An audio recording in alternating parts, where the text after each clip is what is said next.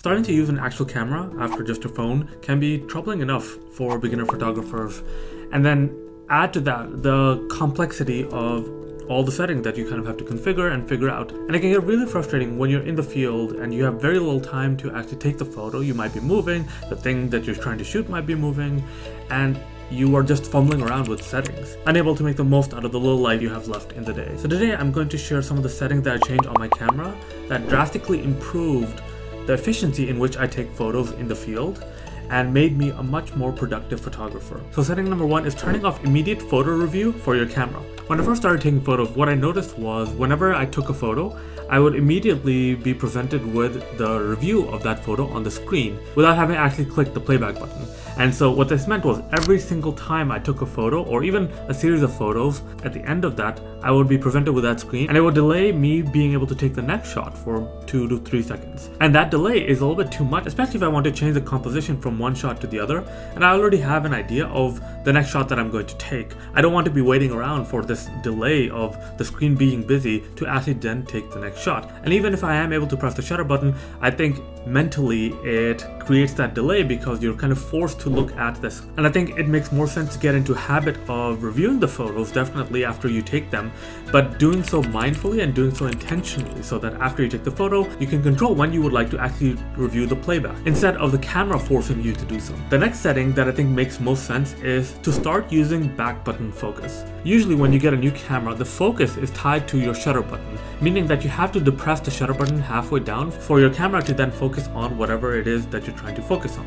But let's say you want to change the composition but want to keep the focus on the same subject in between shots. You can use something like AFS, where you could focus on something, move the camera, and then still be able to take the shot with that focus on that specific subject. Let's say you want to quickly switch to AFC, which is autofocus continuous. And in that, you actually have to go and change the settings first, and then you will be able to enable AFC. What back button focus allows you to do is actually use both those modes without having to worry too much about changing the settings. So once you have back button set up, and there's a lot of guides to how to do that specifically for the camera that you have, what you can do is use that back button focus for both AFS and AFC, as well as fine tuning it with manual focus as well. So for example, if you want to focus on a single subject, you would hold down the button, but let's say then you want to move the camera around to change the composition a little bit. As long as the distance between you and the subject is the same, you could just release the button after you focused on it and then move the camera around and then take the shot. In which case, you would still be focused on that specific subject. But if you wanted to switch quickly to continuous mode, you would be able to keep on depressing that button and then take the shot.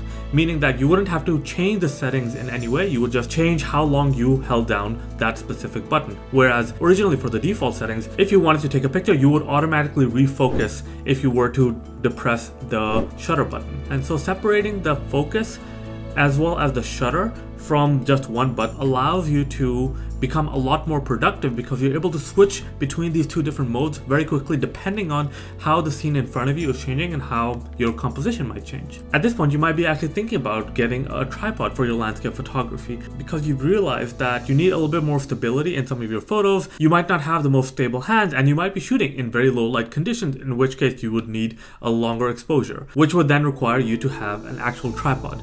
And so with that tripod, one of the things that can mess up the stability is actually pressing the shutter button while the camera is on the tripod. Because if you press the shutter button, you can add a little bit of movement in the photo, and if you have, let's say, a 5-second exposure, that little bit of movement can really affect the quality of the image that you're trying to take. One option is to actually get a remote, and that might work well, but then you have to set it up every time you want to take a shot. But I think one of the things that really works well for me was to change the settings so that I add a 2-second timer delay when I press the shutter. And what this means is I can press the shutter while the camera is on the tripod, and the camera will wait 2 seconds before it actually takes the shot, meaning I will have enough time to remove my hand from the camera. So that means that when I want to take a shot on my tripod, I don't have to spend time setting up the actual remote. Sure, there are times when adding a remote to the equation makes sense, and I do that from time to time, especially when I want to do bulb mode, or if I want to take a lot of photos, or if I want to do a time lapse, for example. But for most of my situations, I am trying to figure out the composition first, and then maybe I'll end up taking just 1 or 2 photos in that area anyways. So it really doesn't make sense for me to set up the remote every single time at that point. But what happens if you then want to start holding your camera handheld instead of putting it on a tripod, and you want to be able to switch between that seamlessly? And that's where setting number 4 comes in, which is the use of the preset settings. Now, most cameras do have the ability for you to establish presets where instead of shooting in manual or aperture priority or shutter priority, you can switch to these presets, which will automatically load certain settings into your camera. What I have my first preset enabled to is actually what I call handheld mode.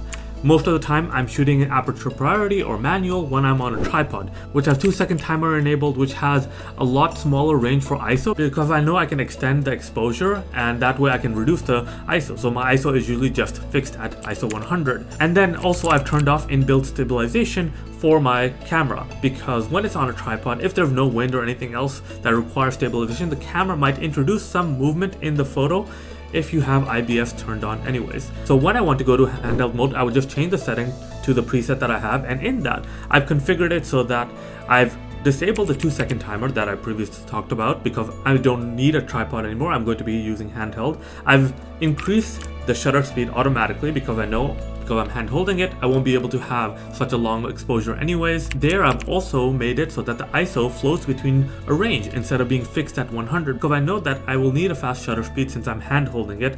That would mean that my ISO would also need to be higher to compensate for the exposure depending on what I want. I've also turned on inbuilt stabilization for the camera because, well, obviously I'm not as stable as a tripod might be, and so hand holding it would introduce jitteriness to the photo, and I really want the camera to take as much of that out of the equation. And this really helps you out in the field because let's say I'm taking a photo of a landscape and then I see some wildlife moving in a different area.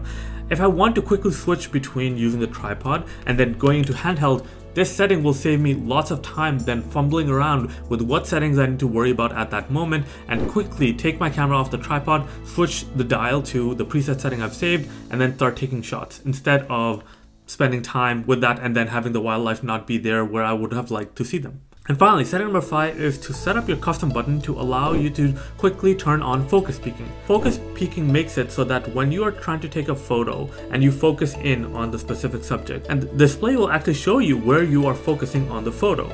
And so let's say you're in a dimly lit situation and you can't really tell what it is that you're actually trying to focus on. Or let's say you're trying to focus tag and you're using a very shallow depth of field. You don't know precisely where in the busy scene you're actually focusing for a specific shot. So focus peaking would then allow you to precisely determine where it is you're actually focusing rather than having to rely on your eyes, which tend to lie more so than the camera actually does. And so whenever I am in that type of situation, instead of going into the menu and turning on focus peaking, what I do is just hit the button, turn on focus peaking for the shot that I want, and then I can quickly turn it off by hitting that same button again. And this really helps me out in the field because I might be moving around and some situations would require me to have focus peaking turned on, and for other situations where I don't want focus peaking because it distracts me from looking at the actual composition, then I would be able to turn that off pretty quickly.